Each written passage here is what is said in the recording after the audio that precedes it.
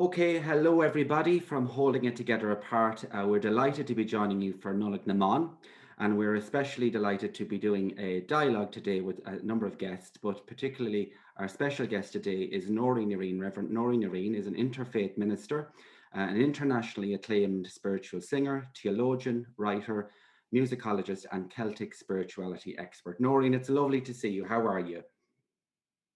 I'm great, Declan, and thank you for having me and holding it together apart. What a wonderful idea and great work, and so important at this time and date. It's been a very tricky year, and even in Jan, we didn't think last March that we'd be doing this in January, but it's even more needed now.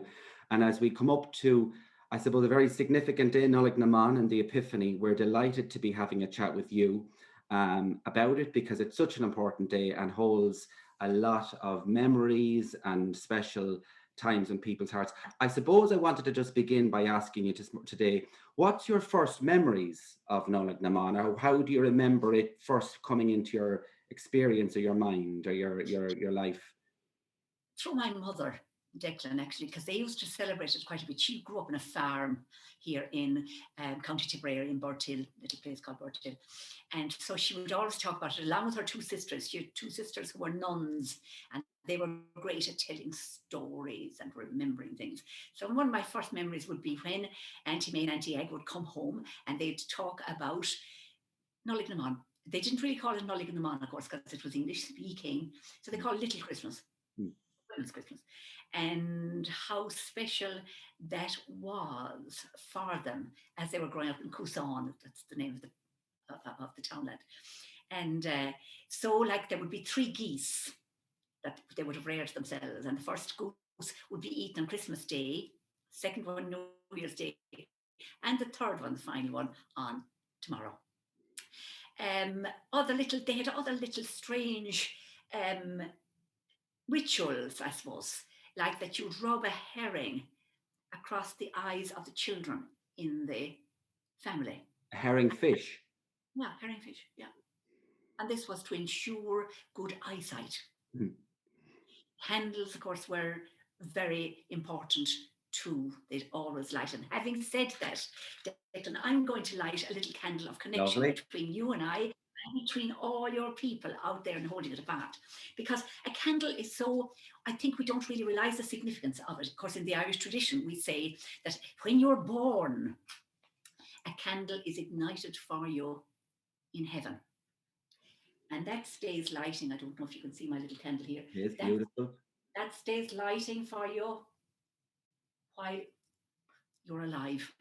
And so sometimes that can be quite a big candle, sometimes quite a small candle, Okay. depending on when you're called back.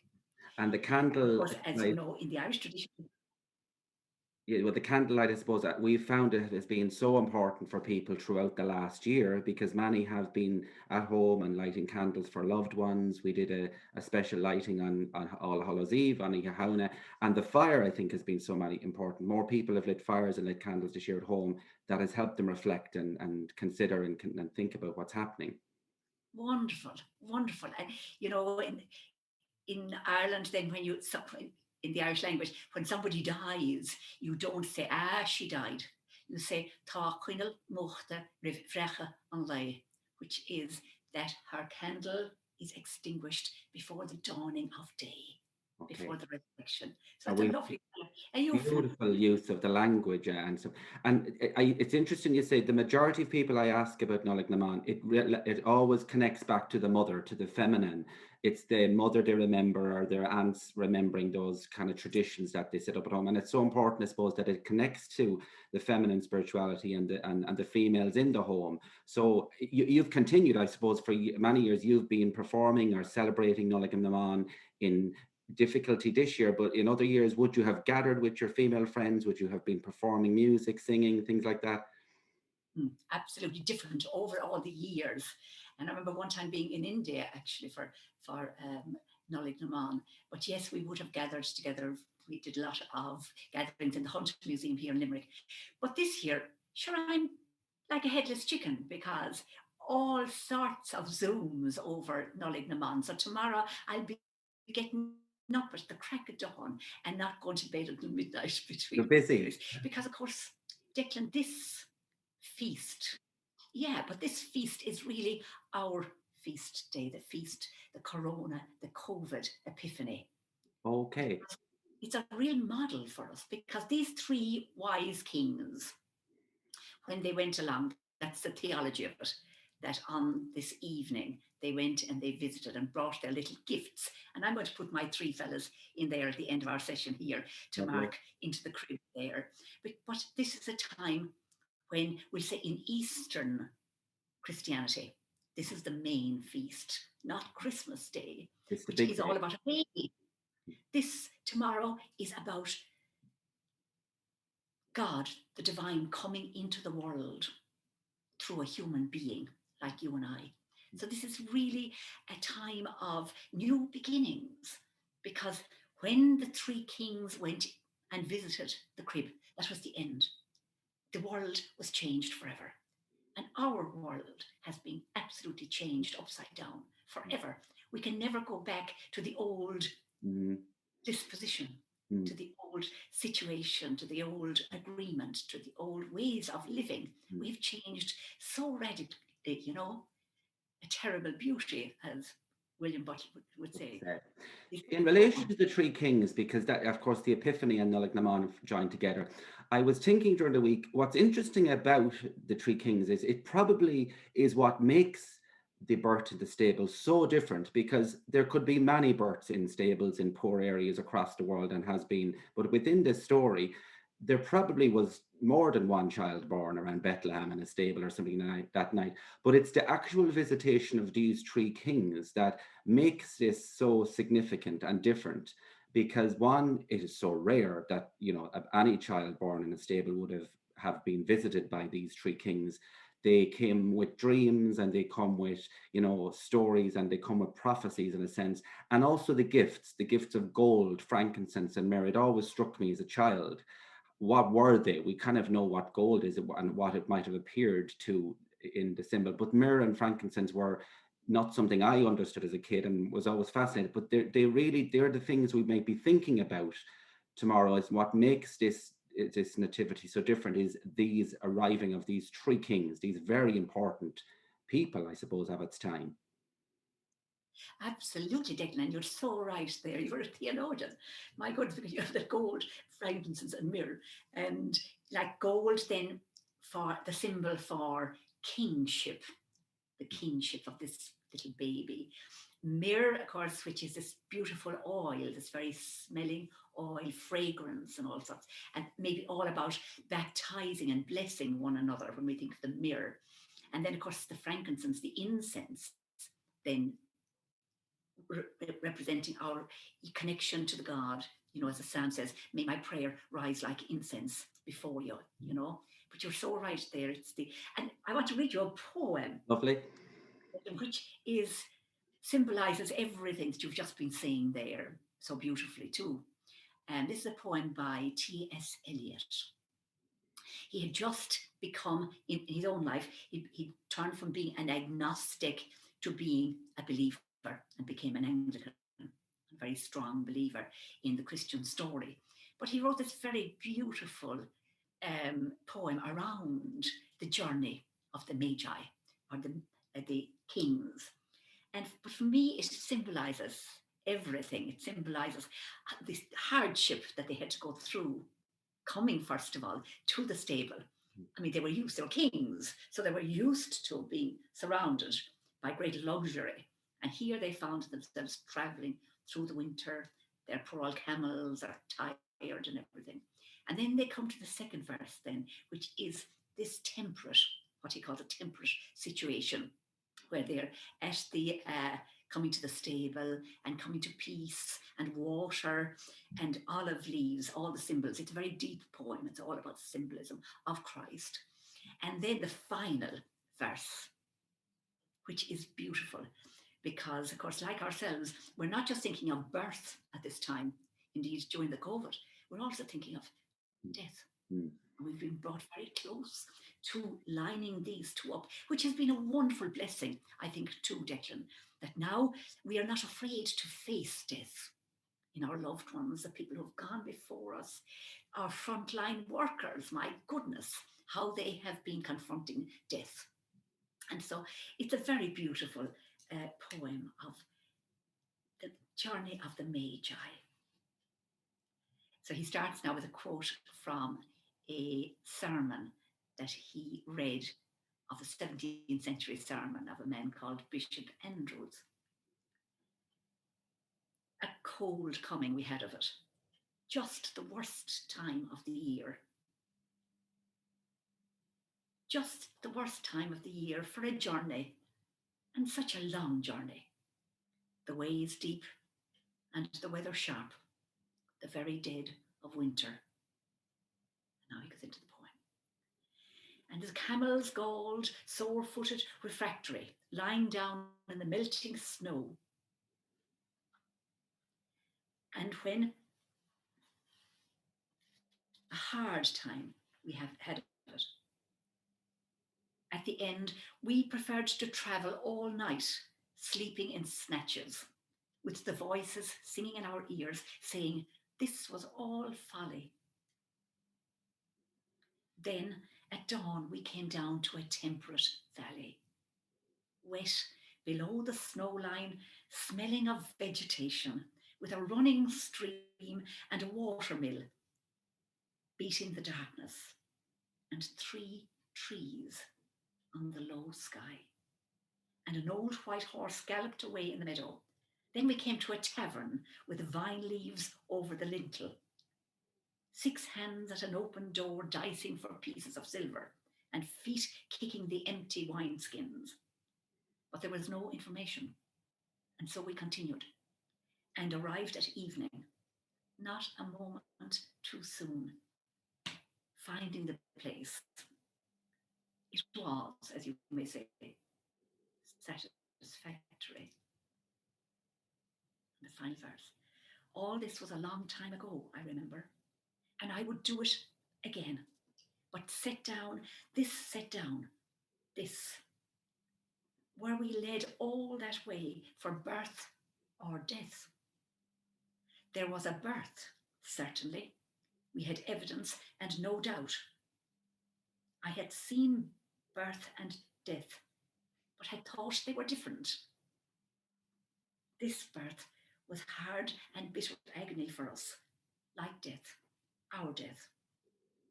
We returned to our places, these kingdoms, but no longer at ease here. We returned to our places, these kingdoms, but no longer at ease here in the old dispensation, with an alien people clutching their gods. I should be glad of another death. Very interesting, very symbolic. So many kind of, and as you say, it does very much look at this, the dying of something, the birth of something. And in a way, the 6th of December, the Epiphany, Little Christmas, is that, because it's the 12th night at the end of Christmas, but coming into the new year. And it's a really interesting time to be reflecting on that, maybe for Nollaig na mBan, that we're looking at so much endings of things and the beginnings of new things, not just a year, but how we will move forward out of COVID, out of the lockdown, when we all have to go back to, we can't go back to, it's going forward into a new world and a new normal in ways. Just to ask as well, Noirin, I was chatting to some other people during the week, and I think the thing about, I suppose, Nollaig na mBan is the tradition was for women to take a break after doing all the work. It's kind of, I almost felt a bit of and not much of a thank you, because it's the end of Christmas. They have tea and cake, which often was seen as the morsels or the leftovers of Christmas. All of the best of things were on Christmas Day, and here we are at the end, and the women are left to whatever the leftovers. And also, when you look at the crib and at that, it's very highly dominated by men. There's shepherds, there's kings, there's Joseph, and really the most important female, but the only female there is Mary. So in a way, Christmas is quite dominated by men, and it doesn't leave much space for women. So I can see how the tradition of women gathering has been so important. And maybe in the recent years, we've moved away from the not doing the housework, which is more, but more actually gathering, for women gathering together. What do you think is important about that in general and in this year, that in some way that we still encourage women tomorrow to come together and to celebrate and connect. Absolutely. But now to go back again, you see, it wasn't always that case though, Declan, because in theology we'll say as a feast day, the Epiphany is dedicated to Mary. Okay. It's the oldest of the feast days to Mary. Okay. So, it's her prime place here. And I always then see that the three wise kings, they're coming to gift Mary, that it's really a gift to the divine feminine, in a way, to the Mother of God, to Mater Dei, to the Mother of God. So I kind of see it maybe the other way around in a way, But that might be a little bit lost in modern knowledge or modern thinking. Yeah. Yeah. And although I'm a strong old feminist in lots of ways, Declan, too, I'm a great believer really that I think the way ahead is in dialogue between the masculine and the feminine. And I think that is the crucial piece of the jigsaw that's very important for us as we go ahead now, because we've come to see that nature has been, nature around us, has been sort of feminine principle too, that we have dominated and we've bullied and we've raped in a way. And so I think that there's a great excitement now too about this, like yourself and myself now, even the dialogue there between the male and the female, male and female, God created us.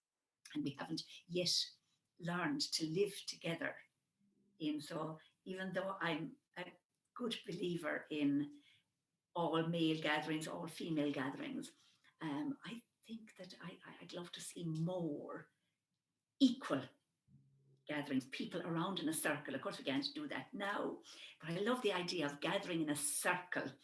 Declan, that I think there's no hierarchy. A circle is infinite. You see everybody in a circle. There's a lovely element about standing in a circle together. But that's off your point now, I know.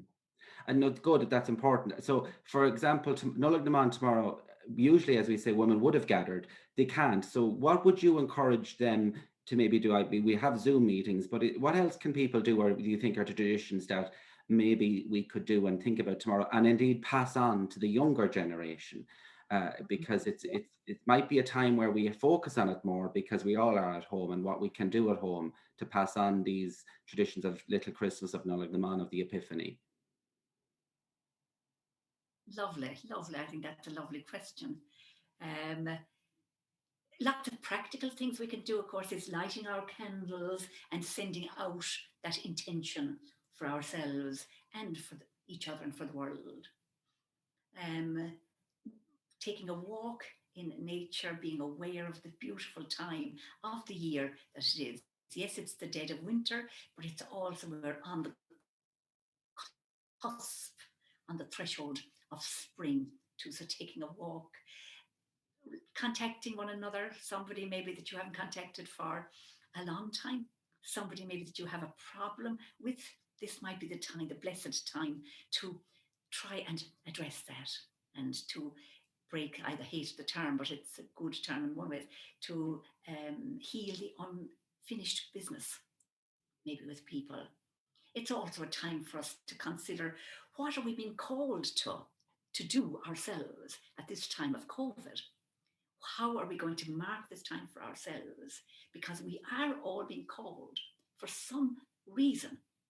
It's not just a curse or a terrible imposition. We're actually being called to do something, to change ourselves. Because, of course, that's what's the last day of Christmas now.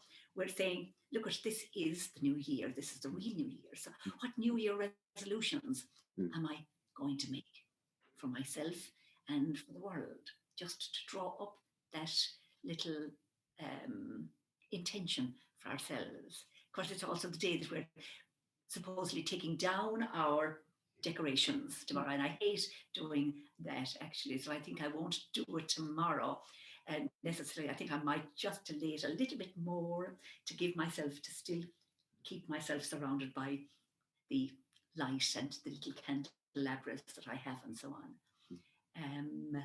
So, it will be a very important day, a day of great standing back and concluding 2020 and turning towards 2021.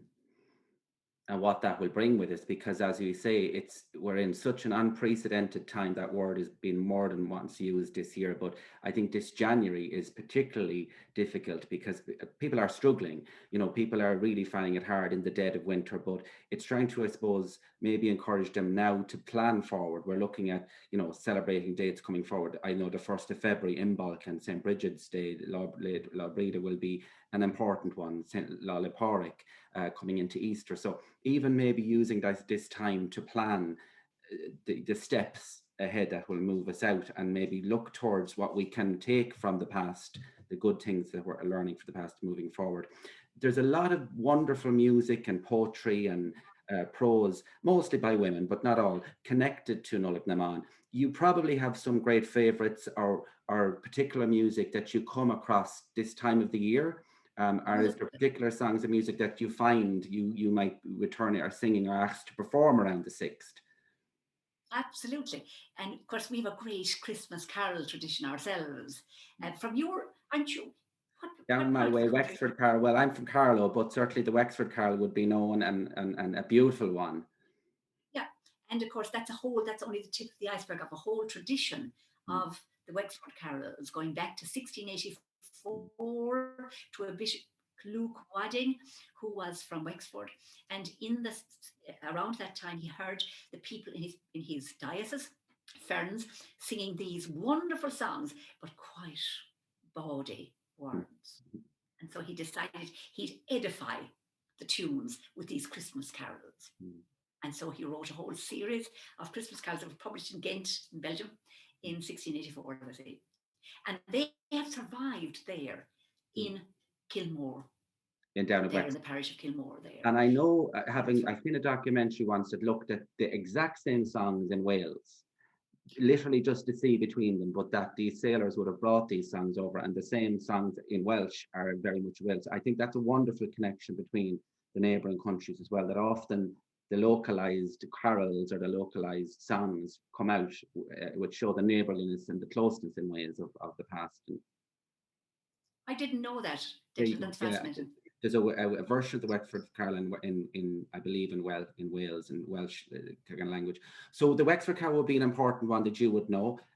Other ones that I suppose, perhaps, as you said, maybe ones that are offered up to women or to Mary. Or two, but I want to sing you is one that you probably wouldn't know now well, and this is the carol of the 12th day today, actually. It would have been sung long ago in 17th century in Kilmore. And so you'd hear it then. And then I might launch into another little celebration before I place our three kings. We three kings of Orient are. I wonder if you can see my little harmonium here. Yes, we can. I can certainly hear it. It's by the fire, which is lovely. I'll take it down. Good, okay. So this is the Kilmore 12th day carol. Now to conclude our Christmas mirth.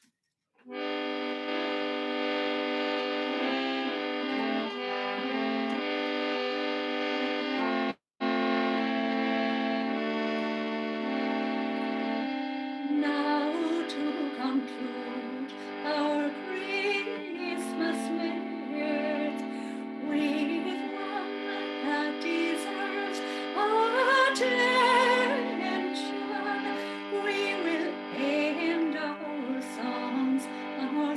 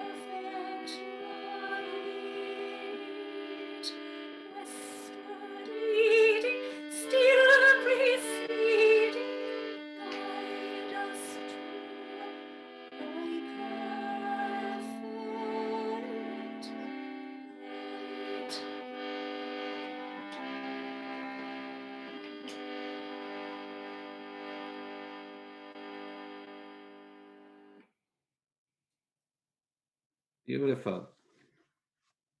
Beautiful and lovely. That idea of the morning star, you know, the star of morning, star of light, it's so important in a way to try and keep the hope at the moment and maybe go out even if it's dark and look to the stars in many ways. Right. So, And of course, the Epiphany too celebrates, I was singing there, three great wonders. And they're not in chronological order at all. It's more in a kairos time. The star leading the kings, the baptism of Christ, and then the very first miracle of Christ, which is the wedding feast at Cana. yeah. So that's another thing we could do tomorrow, actually, that now that I'm thinking of it, and that is celebrate water. You know, that image of water there, of the baptism, the newness of water, and how water will go with the flow. I love that image of water. I think it's great. Well, aren't we 90% water anyway?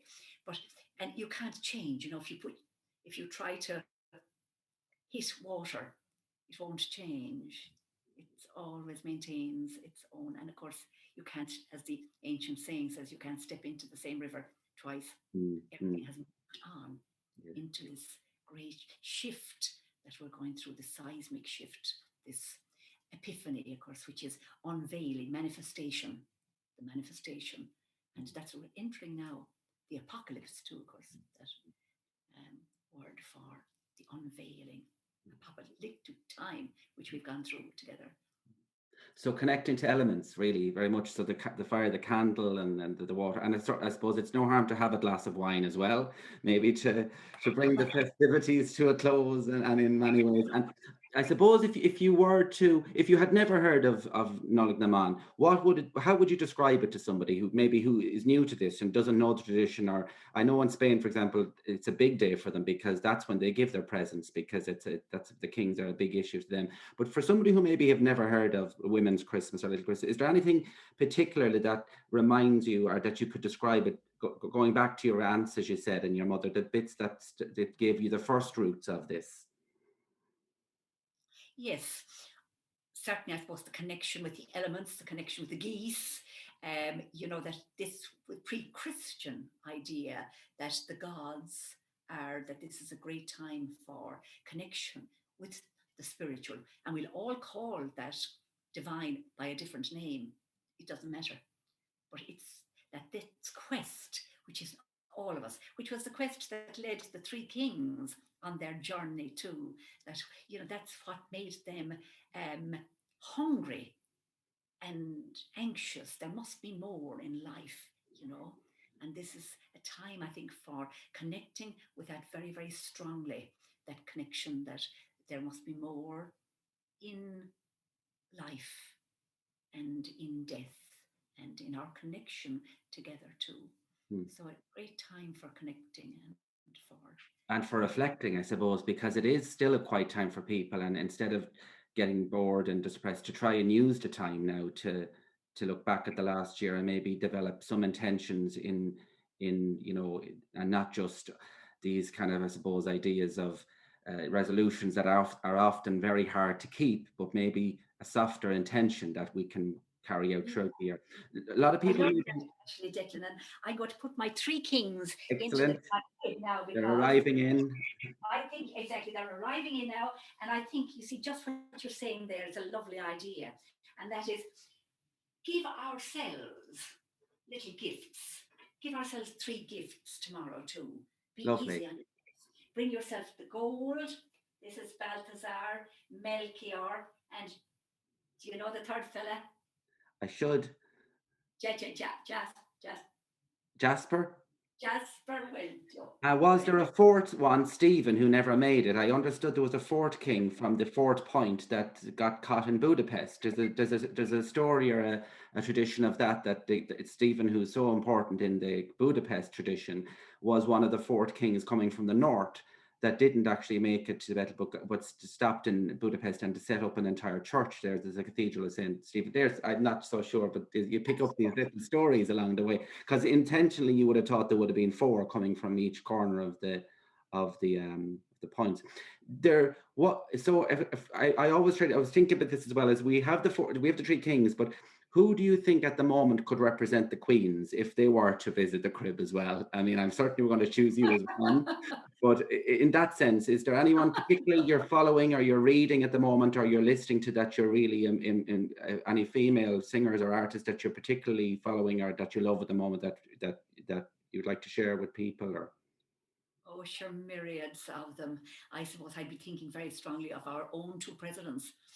That they just represent such dignity and authenticity and nobility, indeed, talking about kings. They certainly would slot into that. Um, what a very interesting concept too. I mean, they always say, of course, if the three wise men were three wise women, that they'd Mhm. have taken a casserole for Mary, Yes. that they wouldn't have let the donkey and the ass there at all. They'd have Mm. swept the stable. They'd have given her clean shoes, and they'd have said, "That little baby doesn't look a bit like our Joseph." Very good, very good. It would have been a different experience, in many ways. Um, And but then, I of course, suppose, that's the other funny thing that they tell. yeah, it's I that lovely energy of the day, I suppose, that you can take the importance of laughter as well, and that you can take the jokes and have the fun around it. And as you come to the 12th night or the 12th day, we do have to let Christmas go. I think we do have to let the season go. Some may be very glad to, some may not. But while we take down the decorations and we take down the lights, I suppose what we can leave it is we can still remember to light the candle and to light the fire, and that will get us through the midwinter in January and February. Um, Yeah. so we're coming to a little bit close. It's lovely to have the Kings there, Noirin, and you sound like you're going to be very busy tomorrow. And I'm letting people know they can follow you on your homepage as well, Noirin Ni Riain. You're doing some great work around the spiritual guidance, and I know you've been doing a lot of interfaith work as well. We might touch base with you again coming up to St. Bridget's Day and Buck, because I think that's another very important day that maybe has slightly people don't do as much anymore in this area where I'm from, Kildare. I know the Bridges Cross is very important, but it's something we can look towards again because it's coming into that first day of spring. So, but I just wanted to thank you so much. It's been lovely to have you to have a conversation with you around Nollaig with all your experience, those beautiful songs. Anything you wanted to leave us with, or Um, no, but just I'm full of admiration really for what you're doing, and that is that selfless being out there and thinking of other people. It's a great lesson indeed for us all, and you're great models for us all. Let me see what else. So just I suppose to end the Christmas season. What about?